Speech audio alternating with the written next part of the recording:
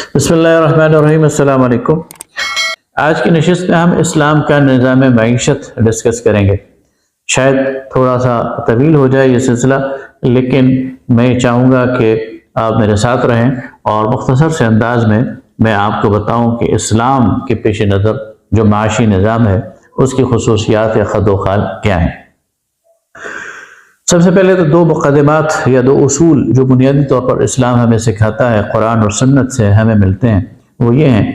کہ اسلامی معیشت کی جو بنیاد ہے یا جو اس کے دو اصول ہیں وہ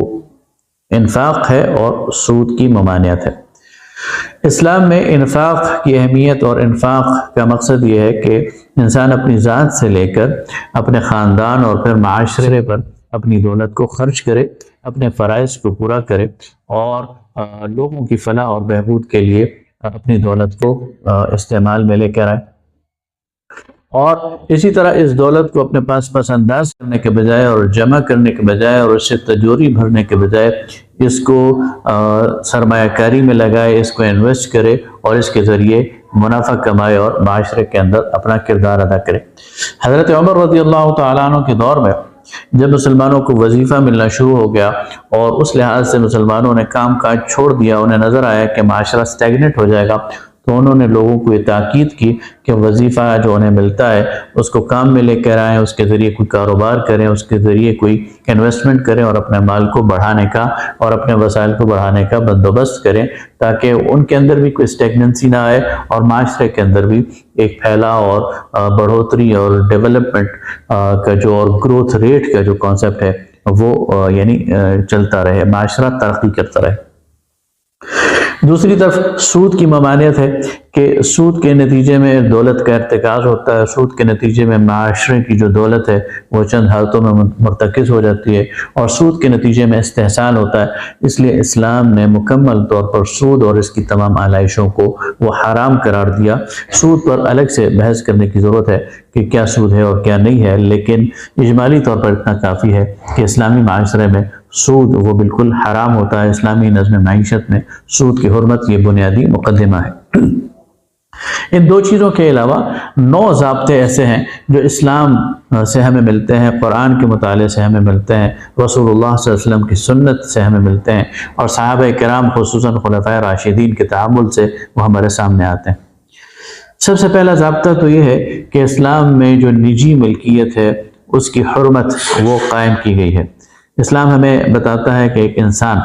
وہ اپنے پاس اپنی کوئی چیز خرید سکتا ہے، کوئی چیز فروخت کر سکتا ہے، اپنے ملک میں کوئی چیز رکھ سکتا ہے، کوئی گھر رکھ سکتا ہے، کوئی سواری رکھ سکتا ہے، اور اس کی کوئی حد اور تعداد متعین نہیں ہے، کسی کے پاس یہ زیادہ ہوگی، کسی کے پاس یہ کم ہوگی۔ نجی ملکیت کا کانسیپٹ اسلام میں موجود ہے اور اسی لیے اسلام نے مسلمانوں کو اپنی نجی جو املاک ہیں ان میں تصرف کا حق بھی دیا ہے، اور اس کے لیے پورا قانون وراثت بھی اسلام نے دیا ہے کہ جب کوئی شخص فوت ہو جائے تو اس کی جو املاک ہیں، اس کے جو جائیداد ہے، اس کے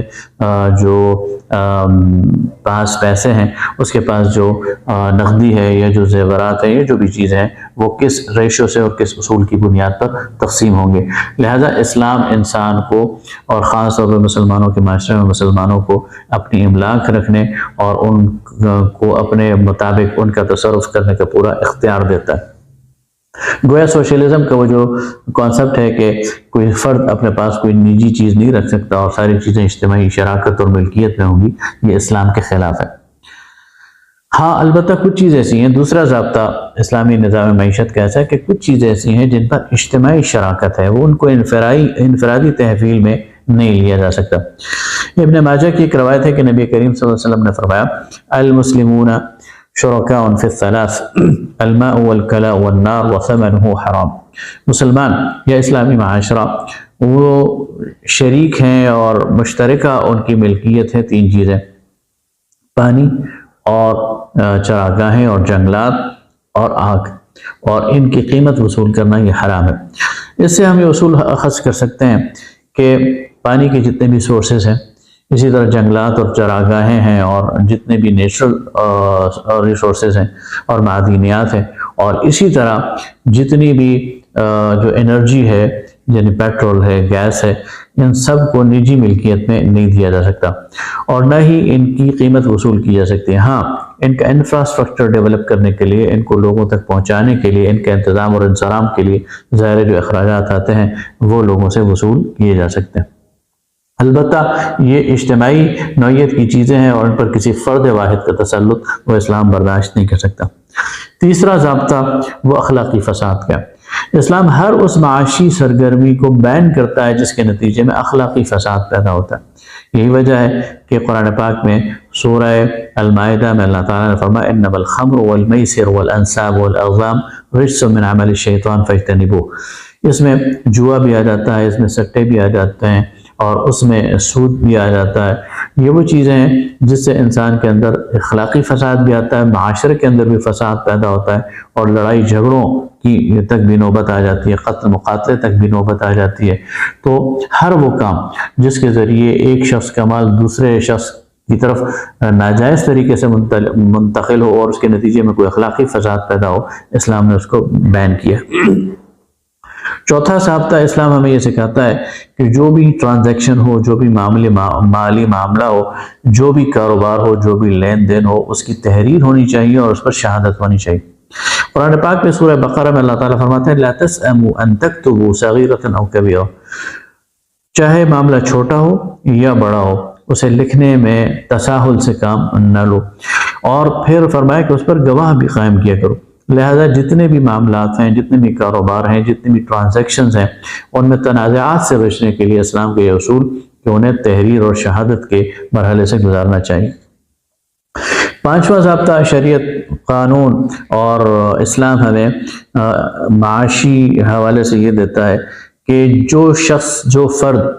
مال کو ہینڈل کرنے کی اہلیت نہیں رکھتا، مال اس کے سپرد نہ کیا جائے۔ اس لیے فرمایا لا تؤتوا السفهاء اموالکم التي جعل اللہ لکم قیاما، ان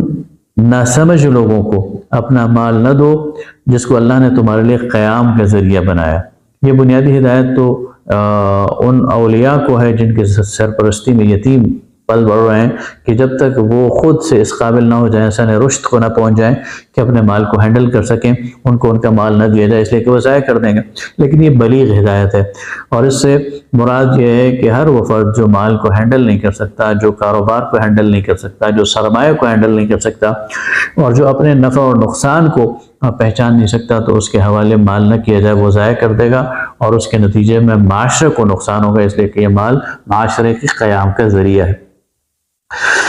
اگلا جو ضابطہ، چھٹا ضابطہ اسلام ہمیں دیتا ہے معاش کے حوالے سے اور معیشت کے حوالے سے، وہ تحدید محاصل ہے۔ اسلامی حکومت زکوٰۃ کے علاوہ کوئی بھی چیز زبردستی اپنے شہریوں سے حاصل نہیں کر سکتی۔ اس لیے نبی کریم صلی اللہ علیہ وسلم نے فرمایا، اور ابو داؤد کی یہ روایت ہے کہ لا يدخل الجنت صاحب مکس، چنگی لینے والا، ٹیکس لینے والا، زبردستی لوگوں سے مال بٹورنے والا، وہ جنت میں داخل نہیں ہوگا۔ لہذا حکومت کوئی بھی ٹیکس شہریوں کی آزاد مرضی کے خلاف نہیں لگا سکتی۔ ہاں، شہری کسی سول کانٹریکٹ میں آ کر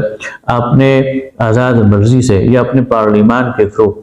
کچھ ذمہ داریاں اپنے اوپر لیں اور اپنے مال کا کوئی حصہ ریاست کے حوالے کریں اور ریاست سے اس کے بدلے میں کچھ خدمات لیں، تو ایسا ہو سکتا ہے اور یہ کانٹریکٹ کیا جا سکتا ہے، لیکن اس کے لیے آزاد مرضی یہ شرط ہے۔ ساتواں ضابطہ جو اسلام ہمیں دیتا ہے وہ ارتکاز دولت کی ممانعت ہے۔ اسلام دولت کی گردش کی بات کرتا ہے کہ یہ جو دولت ہے یہ معاشرے کے ہر طبقے تک جائے،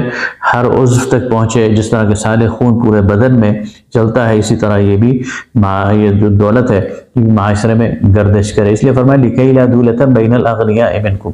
اللہ تعالیٰ نے یہ جو احکامات دیے اس لیے ہیں کہ یہ دولت صرف اغنیاء کے درمیان اور دولت مندوں کے درمیان گردش نہ کرے بلکہ یہ غریب تک بھی پہنچے۔ اسی لیے خرچ کرنے کی تاکید کی گئی ہے، اسی لیے حقوق و فرائض وہ متعین کیے گئے ہیں۔ ممول آدمی کو کہا گیا ہے کہ فی اموالہم حق معلوم للسائل والمحروم، ان کے مال میں سائل اور محروم ان کا ایک معلوم اور معروف حصہ ہے اور وہ انہیں ادا کرنا ہے۔ آٹھواں ضابطہ اس میں بہت زبردست ہے اور وہ یہ ہے کہ فیوچر جنریشن، مستقبل میں آنے والی نسلوں کے حق کو بھی محفوظ کیا گیا۔ اس لیے سورہ حشر میں فرمایا والذین جاءوا من بعدہم، وہ لوگ جو بعد میں آنے والے ہیں ان کا بھی حق ہے اسی بنیاد پر حضرت عمر رضی اللہ تعالیٰ عنہ نے واجب الشان اجتہاد کیا، جس کی نتیجے میں آج بھی امت مسلمہ کو بہت فائدہ ہو رہا ہے۔ عراق کی جو زمینیں فتح ہوئیں اور وہ مسلمانوں کے قبضے میں آئیں تو یہ سوال پیدا ہوا کہ ان کا کیا کیا جائے، اور ایک حل یہ پیش کیا گیا کہ اس کو تقسیم کر دیا جائے لوگوں کے درمیان۔ اگر وہ اس وقت لوگوں کے درمیان تقسیم کر دی جاتی تو بہت بڑے بڑے جاگیردار وجود میں آ جاتے اور وہ پھر انہی کی نسلوں میں آگے تقسیم ہوتے اور امت بحیثیت مجموعی اور آنے والی نسلیں اس سے محروم ہو جاتی۔ لیکن اس آیت کی روشنی میں حضرت عمر رضی اللہ تعالیٰ عنہ نے یہ اجتہاد کیا اور صحابہ کرام رضوان اللہ تعالیٰ علیہم اجمعین کو اس پر قائل کیا کہ نہیں، یہ فیوچر جنریشنز کا حق ہے۔ تو زمین کے وہ وسائل، آج گیس، آج پیٹرول، آج پانی کے ذخائر اور معدنیات، ہمارے پہاڑوں کے اندر جو معدنیات ہیں، سونا ہے، چاندی ہے، تانبا ہے اور یورینیم ہے اور بہت ساری چیزیں ہیں، ان پر فیوچر جنریشنز کا حق ہے، اور ان کو ان کے لیے محفوظ رکھنا اور ان کے استعمال کے لیے اس کی راہیں بنانا، یہ بھی اسلامی معیشت کا ایک اصول ہے اور اس کو مد نظر رکھنا چاہیے۔ اور نواں اصول اسلامی معیشت کا یہ ہے کہ کفالت عامہ۔ سورہ توبہ میں زکوٰۃ کے حوالے سے جو 8 مدات بیان فرمایا تو شروع یہ بات کی ہے کہ انما الصدقات للفقراء، کہ یہ صدقات تو غریب لوگوں کے لیے ہیں، فقراء کے لیے ہیں، وہ لوگ جو خود اپنی معاش کو نہیں سنبھال سکتے۔ اسی طرح فرمایا السلطان ولی من لا ولی لہ، سلطان اور حکمران اور حکومت وہ سرپرست ہے اس کا جس کا کوئی سرپرست نہیں ہے۔ تو اسلامی معاشرے میں یہ جو بھی غریب ہوگا، جو بھی تنگ دست ہوگا، اس کی پوری مدد کی جائے گی، یہاں تک کہ انہی 8 مدات زکوٰۃ میں والغارمین کی بات کی گئی، وہ لوگ جو کہ کسی وجہ سے دیوالیہ ہو جائیں، نقصان اور آفت کا شکار ہو جائیں، تو ان کی جو ہے کمپنسیشن وہ بھی اسلامی حکومت کرے گی۔ اور یہ کفالت عامہ کا ایک چیپٹر ہے، یعنی یہ ایک ضابطہ ہے کہ اسلامی حکومت میں رہنے والا انشورڈ ہوگا، اور اگر اس کو جانی طور پر کوئی نقصان ہو جائے، مالی طور پر کوئی نقصان ہو جائے، اس کے املاک میں کوئی نقصان ہو جائے تو اسلامی حکومت اس کو پورا کرے گی۔ تو یہ وہ 9 ضابطے ہیں جن کے نتیجے میں ایک اسلامی معیشت وجود میں آتی ہے، اور اگر ہم غور کریں اور ان چیزوں کو اپنے ملک میں نافذ کریں تو یہاں سے غربت ختم ہو سکتی ہے، یہاں سے معاشی استحصال ختم ہو سکتا ہے، یہاں سے مہنگائی اور بےروزگاری ختم ہو سکتی ہے، اور اس کے نتیجے میں وہ موقع آ سکتا ہے کہ دولت کی ریل پیل ہو اور امن و امان ہو اور لوگ معاش کی جو فکر ہے اس سے آزاد ہو جائیں۔ بہت شکریہ۔